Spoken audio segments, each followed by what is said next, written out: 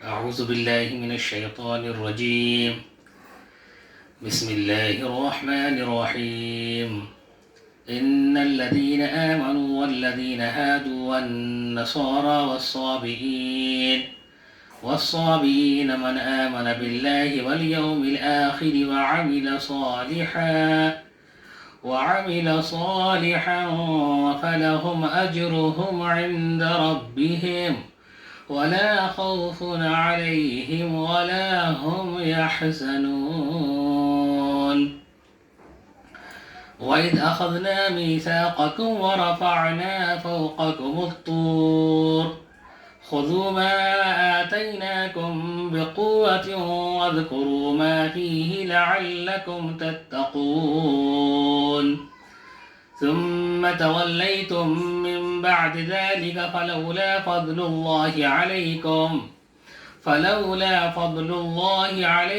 ورحمته لكنتم من الخاسرين. ولقد علمتم الذين اعتدوا منكم في السبت فقلنا لهم كونوا قردة خاسئين وجعلناها نكالا لما بين يديها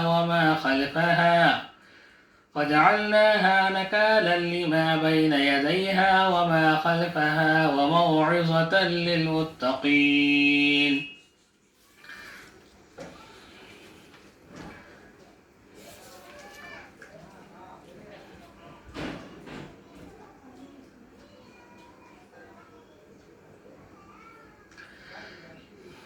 حق تو یہ ہے کہ جو لوگ بھی خواہ مسلمان ہوں یا یہودی یا نصرانی یا صابی اللہ اور آخرت کے دن پر ایمان لے آئیں گے اور نیک عمل کریں گے، وہ اللہ کے پاس اپنے اجر کے مستحق ہوں گے اور ان کو نہ کوئی خوف ہوگا نہ وہ کسی غم میں مبتلا ہوں گے۔ اور وہ وقت یاد کرو جب ہم نے تم سے تورات پر عمل کرنے کا عہد لیا تھا اور کوہ طور کو تمہارے اوپر اٹھا کھڑا کیا تھا، جو کتاب ہم نے تمہیں دی ہے اس کو مضبوطی سے تھامو اور اس میں جو کچھ لکھا ہے اس کو یاد رکھو تاکہ تمہیں تقوی حاصل ہو۔ اس سب کے باوجود تم دوبارہ راہ راست سے پھر گئے۔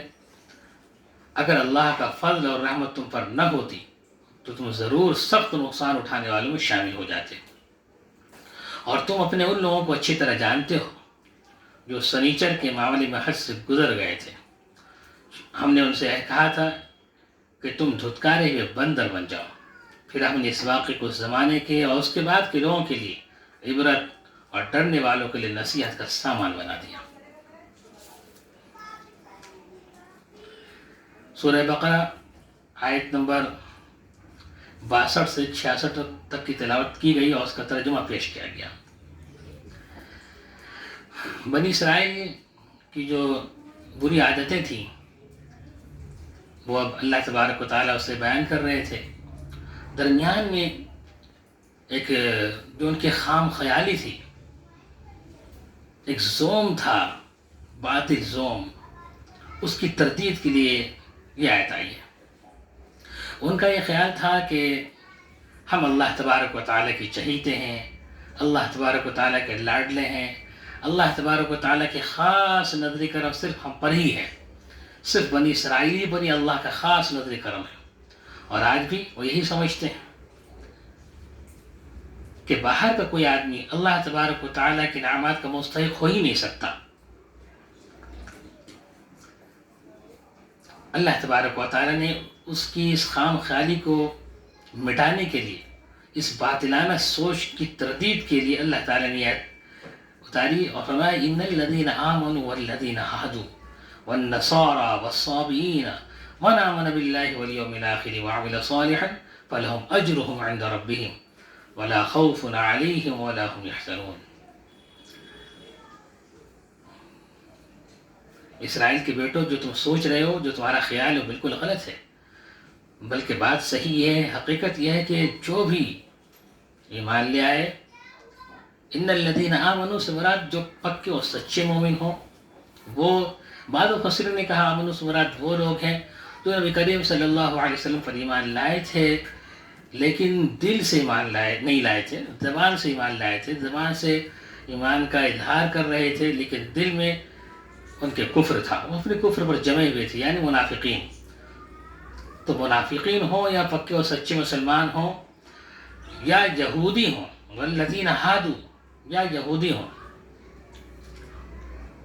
یہودی اصلاً یہودی ہوں، نسلاً یہودی ہوں، یا پھر یہودی بن گئے ہوں، کسی اور مذہب سے ان کا تعلق رہا ہو، وہ مشرک ہوں یا عیسائی ہوں، کسی اور مذہب سے ان کا تعلق رہا ہو، یہودی بن گئے ہوں، تو جو ایمان لائے، خواہ منافقین ہوں یا ایمان والے ہوں، یا ایمان والے ہوں یا یہودی ہوں، والنصارى یا عیسائی ہوں.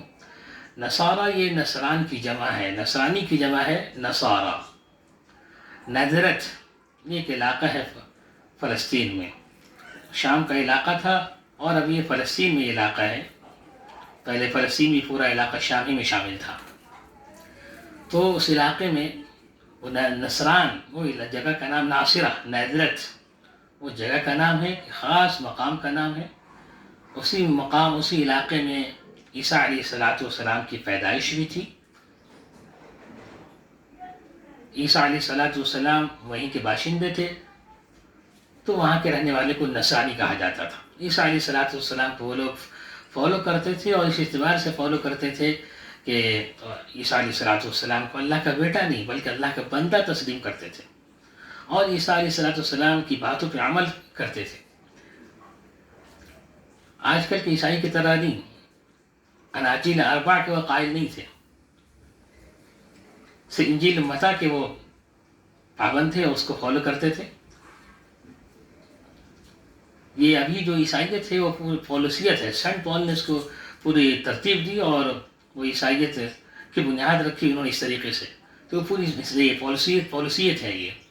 بہرحال تو اس زمانے میں جو یہ نصرانی تھے وہ عیسیٰ علیہ السلام کو اللہ کا بندہ تسلیم کرتے تھے اور حلول کے بھی قائل نہیں تھے.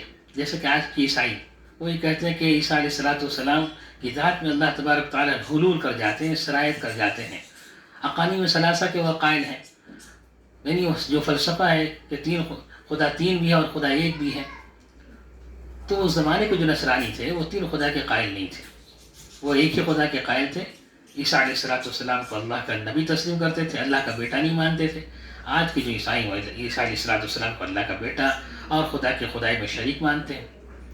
تو اللہ تبارک و تعالیٰ فرما رہے وہ کوئی بھی ہو، وہ جو ایمان والے ہوں، منافقین ہوں، یہودی ہوں، عیسائی ہوں، والصابئین.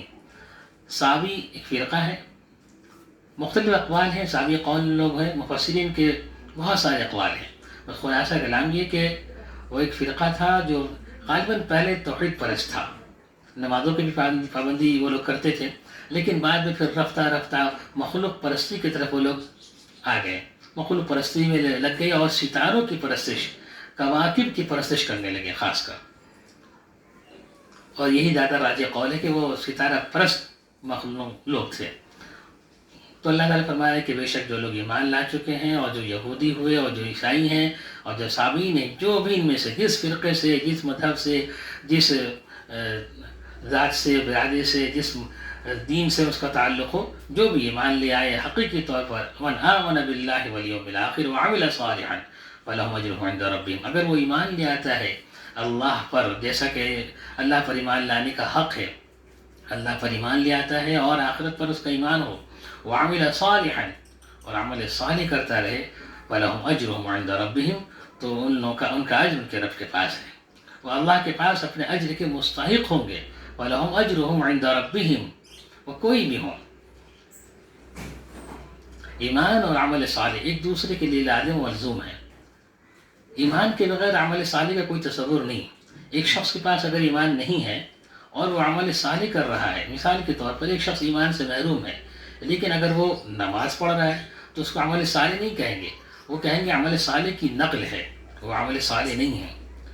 ایمان لائے بغیر کوئی بھی عمل صالح نہیں کہلاتا ہے. تو اللہ تعالیٰ فرما رہے کہ جو بھی ایمان لائے اور عمل صالح کرتا رہے.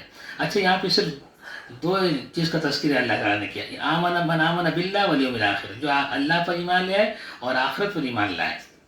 حالانکہ ایمان لانا فرشتوں پر بھی ایمان لانا ضروری ہے، اللہ کے کتابوں پر بھی ایمان لانا ضروری ہے، لیکن صرف 2 چیزوں کا تذکر اللہ نے کیا۔ اس کا مطلب یہ کہ سلسلہ ایمان میں جتنی چیزیں داخل ہیں وہ سب اس میں شامل ہیں، لیکن یہ 2 بنیادی چیزیں ہیں۔ ایک تو ابتدا ہے، سلسلہ ایمان کی ابتدائی ایمان جو کی بنیاد ہے وہ ہے اللہ پر ایمان لانا، اور اس کی جو انتہا ہے بآخرت پر ایمان لانا۔ درمیان کی جتنی چیزیں وہ سب اس میں شامل ہیں۔ تو مطلب یہ ہوا کہ اللہ پر ایمان لانا ضروری ہوگا، اس کی کتابوں پر، اس کے فرشتوں پر، اور تقدیر پر، مرنے آخرت پر، سب پر ایمان لانا ضروری ہوگا۔ سلسلہ ایمان میں جتنی چیزیں شامل ہیں سب پر ایمان لانا ضروری ہے۔ من آمن باللہ والیوم الآخر وعمل صالحا، اور عمل صالح کرتا رہے وہ شخص، وَلَهُمْ أَجْرُهُمْ عِنْدَ رَبِّهِمْ، تو اللہ کے پاس اپنے اجر کے مستحق ہوں گے۔ وَلَا خَوْفٌ عَلَيْهِمْ وَلَا هُمْ يَحْزَنُونَ، نہ ان کو کوئی خوف ہوگا، کوئی ڈر، اور نہ مستقبل کا کوئی خوف ہوگا۔ ایمان لانے کے بعد جتنے گناہ ہوتے ہیں وہ سب اللہ تبارک و تعالیٰ معاف فرما دیتے ہیں۔ الاسلام یہدم ما قبلہ، کہ اسلام لانے کے بعد جو اس سے پہلے جتنے گناہ صادر ہوتے ہیں بندے سے، اللہ تبارک و تعالیٰ سب کو معاف فرما دیتے ہیں۔ تو اللہ یہ ماضی کا کوئی ڈر نہیں کہ ہماری جو ہے پرسش ہوگی، گرفت ہوگی اور ہمیں سزا ملے گی، اس کا کوئی ڈر بھی نہیں۔ وَلَا هُمْ يَحْزَنُونَ، نہ آخرت کا کوئی فکر ہوگا، کیونکہ وہ عمل صالح بندے نے کیا تو اللہ تعالیٰ اسے اجر جزیل سے نوازیں گے۔ وَلَا خَوْفٌ عَلَيْهِمْ وَلَا هُمْ يَحْزَنُونَ، نہ ان کو کوئی خوف ہوگا، نہ وہ کسی غم میں مبتلا ہوں گے، نہ ماضی کا کوئی اندیشہ ہوگا، خوف ہوگا، نہ مستقبل کا کوئی ڈر ہوگا۔ وَإِذَا أَخَذْنَا مِيثَاقَكُمْ وَرَفَعْنَا فَوْقَكُمُ الطُّورَ، اب دوسری شرائط، پہلی شرائط بیان کی ہے اللہ تعالیٰ نے، اس کا تذکرہ ہو چکا، اس کی تفسیر ہو چکی ہے۔ اب دوسری جو ان کے اندر جو بری عادتیں تھیں، ان میں سے جو دوسری بری عادت تھی وہ کیا تھی؟ پہلے تو وہ یہ کہا کرتے تھے، عیسیٰ علیہ السلام سے بہت اصرار کیا کہ حضرت موسیٰ علیہ السلام سے بہت اصرار کیا بنی اسرائیل نے کہ باری تعالیٰ سے خدا دعا کیجئے کہ اللہ تبارک و تعالیٰ ہمیں شریعت دیں، ایک قانون دیں، ایک کتاب دیں کہ جس کے مطابق ہم اپنی زندگی کو گزاریں۔ تو جب کتاب مل گئی تو ان لوگوں نے نافرمانی شروع کر دی، جو شریعت میں جو سخت احکامات تھے ان کو ماننے سے انکار کر دیا۔ اس کی طرف اشارہ ہے وَإِذَا أَخَذْنَا مِيثَاقَكُمْ وَرَفَعْنَا فَوْقَكُمُ الطُّورَ، وہ وقت یاد کرو جب ہم نے تم سے تورات پر عمل کرنے کا عہد لیا تھا اور کوہ طور کو تمہارے اوپر کھڑا کر دیا تھا۔ تو پہلے تو ان لوگوں نے بہت ہی اصرار کیا، مطالبہ کیا کہ کتاب دی جائے۔ جب کتاب مل گئی تو کہا کہ بہت سخت احکام ہے، یہ اس پر عمل کرنا ہمارے لیے ممکن نہیں ہے۔ حالانکہ موسیٰ علیہ السلام نے بنی اسرائیل کے 70 آدمیوں کو منتخب کر کے لے گئے تھے کوہ طور پر، اور باقاعدہ ان لوگوں نے اللہ تعالیٰ کی بات سنی تھی کہ اللہ نے کہا کہ تورات پر عمل کرنا تمہارے لازم اور ضروری ہے، اور سن کر کے وہ 70 منتخب افراد جو آئے اپنے قوم میں تو بتایا کہ ہاں اللہ تعالیٰ نے یہ کہا ہے کہ تورات پر عمل کرنا لازم ہے، لیکن ساتھ ہی ساتھ یہ بھی کہہ دیا کہ اللہ نے یہ بھی کہا ہے کہ اگر سخت حکم ہو تو اس کو چھوڑ دو۔ لہذا جہاں شریعت میں تورات میں جہاں پہ ان کو جو حکم ان پر شاق گزرتا تھا، گرا گزرتا تھا، دشواری پیش آتی تھی جس عمل کے کرنے میں، اس کو کہتے تھے کہ یہاں پہ رعایت دی گئی ہے، اس کو کرنا ہمارے لیے ضروری نہیں ہے۔ تو اللہ تبارک و تعالیٰ نے ان کی کیا کہتے ہیں کہ کوہ طور کو ان کے سروں پہ لا کے کھڑا کر دیا اور کہا کہ تم عمل کرتے ہو یا نہیں کرتے ہو۔ یاد رکھیں، یہ زبردستی اسلام میں زبردستی جائز نہیں ہے، لیکن اسلام کے لیے زبردستی نہیں کی جا رہی ہے، بلکہ اسلام کے ایک حکم اور شریعت کے حکم پر عمل کرنے کے لیے سختی کی جا سکتی ہے۔ تو اللہ تعالیٰ نے کہا وَإِذَا أَخَذْنَا مِيثَاقَكُمْ وَرَفَعْنَا فَوْقَكُمُ الطُّورَ خُذُوا مَا آتَيْنَاكُمْ بِقُوَّةٍ وَاذْكُرُوا مَا فِيهِ لَعَلَّكُمْ تَتَّقُونَ، اس وقت کو، اس لمحے کو یاد کرو جب ہم نے تم سے تورات پر عمل کرنے کا عہد لیا تھا، کوہ طور کو تمہارے اوپر اٹھا کھڑا کیا تھا۔ اللہ تعالیٰ نے حکم دیا ہو، فرشتوں کو کہا ہو کہ فرشتے پہاڑ کے ایک حصے کو لا کر کے سروں پہ کھڑا کر دو، اور یہ بھی ممکن ہے کہ پہاڑ جو ہے وہ کے سامنے اس طرح ہل رہا ہو، لرز رہا ہو، اور اس کو ایسا محسوس ہو رہا ہو کہ پہاڑ ہمارے اوپر گر جائے گا۔ لہٰذا اس نے یہ دیکھا کہ پہاڑ ہمارے سروں پر ہے تو فوراً سجدے میں گر گئے اور تسلیم کر لیا۔ اللہ نے کہا خُذُوا مَا آتَيْنَاكُمْ بِقُوَّةٍ، ہم نے کہا کہ ہم نے جو کتاب ہم نے تمہیں دی اس کو مضبوطی سے تھامو، خُذُوا مَا آتَيْنَاكُمْ بِقُوَّةٍ، مضبوطی سے اس کو تھام لو، وَاذْكُرُوا مَا فِيهِ لَعَلَّكُمْ تَتَّقُونَ، اس میں جو کچھ لکھا اس کو اچھی طرح یاد رکھو لعلکم تتقون، تاکہ تمہیں تقوی حاصل ہو، پرہیزگاری حاصل ہو. ثم تولیتم من بعد ذلک، اس کے بعد بھی تم پھر گئے، تم نے ماننے سے انکار کر دیا. ثم تولیتم من بعد ذلک فلولا فضل اللہ علیکم ورحمتہ لکنتم من الخاسرین. اگر اللہ کا فضل تم پر نہ ہوتا، اللہ کی رحمت تم پر نہ ہوتی، تو تم سب نقصان اٹھانے والوں میں سے ہو جاتے. اللہ تعالیٰ نے معاف فرما دیا اور انہیں بخش دیا. فلولا فضل اللہ علیکم ورحمتہ لکنتم من الخاسرین، اگر اللہ کا فضل اور رحمت تم پر نہ ہوتی تو تم ضرور سخت نقصان اٹھانے والوں میں سے ہو جاتے. وَلَقَدْ عَلِمْتُمُ الَّذِينَ اعْتَدَوْا مِنْكُمْ فِي السَّبْتِ فَقُلْنَا لَهُمْ كُونُوا قِرَدَةً خَاسِئِينَ وَجَعَلْنَاهَا نَكَالًا لِمَا بَيْنَ يَدَيْهَا وَمَا خَلْفَهَا وَمَوْعِظَةً لِلْمُتَّقِينَ. اور تیسری جو ان کی بری عادت تھی اس کو اللہ تعالیٰ بیان کر رہے ہیں کہ تم اپنے ان لوگوں کو اچھی طرح جانتے ہو. وَلَقَدْ عَلِمْتُمُ الَّذِينَ اعْتَدَوْا مِنْكُمْ فِي السَّبْتِ، جنہوں نے سنیچر کے سلسلے میں تجاوز کیا، معاملے میں حد سے زیادہ آگے بڑھ گئے. سنیچر کے دن بنی اسرائیل سے کہا گیا تھا کہ وہ سنیچر کے دن مچھلیوں کا شکار نہ کریں. داؤد علیہ السلام کا غالباً زمانہ تھا اور ان کی قوم سے کہا گیا تھا کہ سنیچر کے دن شکار نہ کریں. اور سنیچر کے دن کیونکہ وہ سمندر کے کنارے رہتے تھے اور ان کی آبادی جو شہر تھا وہ سمندر کے کنارے بسا ہوا تھا، وہاں وہ لوگ رہا کرتے تھے. اور ایک اللہ نے کہا تھا کہ سنیچر کے دن خاص صرف میری عبادت کے لیے خاص کر لو، سنیچر کے دن کو کاروبار کو چھوڑ دو. لہذا وہ لوگ جو مچھلیوں کا شکار کرنا ان کا پیشہ تھا تو انہوں نے ہیلا یہ کیا کہ سنیچر کو شکار نہیں کرتے تھے، لیکن وہ کیا کرتے تھے کہ وہ سمندر کے کنارے حوض بنا دیتے تھے، چھوٹے چھوٹے حوض بنا دیتے تھے اور نالیاں بن جاتی تھیں بنا دیتے تھے تاکہ وہ، اور سنیچر کے دن مچھلیاں بہت آتی تھیں اور بقیہ دنوں میں یہ مچھلیاں آتی ہی نہیں تھیں. یہ ان کی آزمائش تھی، یہ ان کا ایک امتحان تھا. جس طریقے سے اللہ تعالیٰ اپنے بندوں کو آزماتے رہتے ہیں، ان کی ایک آزمائش تھی. بقیہ دنوں میں ایک بھی مچھلی نہیں آ رہی ہے اور سنیچر کے دن مچھلیاں بھر جا رہی ہیں دریا میں. تو ان لوگوں نے یہ ہیلا نکالا اور چھوٹے چھوٹے حوض بنا دیے اور مچھلیاں جب آتی تھی تو وہ حوض میں پھنس جاتی تھی، دوسرے دن جا کے اس کو نکال لیتے تھے. پہلے تو اس طرح کرتے تھے، پھر بعد میں ان لوگوں نے حد سے تجاوز کیا اور سنیچر کو بھی شکار کرنے لگے، مچھلیوں کو شکار سنیچر کے دن بھی کرنے لگے. اسی کی طرف اشارہ ہے وَلَقَدْ عَلِمْتُمُ الَّذِينَ اعْتَدَوْا مِنْكُمْ فِي السَّبْتِ، اور تم اپنے لوگوں کو اچھی طرح جانتے ہو جو سنیچر کے معاملے میں حد سے گزر گئے تھے. تو داؤد علیہ السلام اور ان کے قوم، کچھ لوگ جو ان کے ماننے والے تھے مختلف خانوں میں بٹ گئے. ایک فرقہ تو ایسا تھا جو شکار کرتا تھا، ایک جماعت ایسی تھی جو باقاعدہ اللہ کی نافرمانی پر آمادہ تھی، وہ لوگ شکار کیا کرتے تھے سنیچر کے دن بھی. اور کچھ لوگ ایسے تھے جو منع کرتے تھے، کہتے بھائی دیکھو اللہ کا حکم ہے مت کرو ورنہ گناہ ہوگا، اللہ کا عذاب نازل ہوگا. اور کچھ لوگ ایسے تھے جو کہتے تھے کہ ان کو سمجھانا اور ان کی اصلاح کرنا ممکن نہیں ہے، ان کو ان کا ہاتھ پہ چھوڑ دو. بہرحال جو لوگ سمجھایا کرتے تھے ان لوگوں نے کیا عاجز ہو کر کے ایک دیوار بھی سے بنا لی شہر میں، اور گویا کہ شہر کو دو حصے سے تقسیم کر دیا کہ جو نافرمان لوگ ہیں وہ اس طرف ہیں، جو فرمانبردار لوگ ہیں وہ اس طرف ہیں. اور بیچ میں ایک دروازہ بنا دیا کہ ضرورت پڑے گی تو دروازے سے ادھر چلے جائیں گے.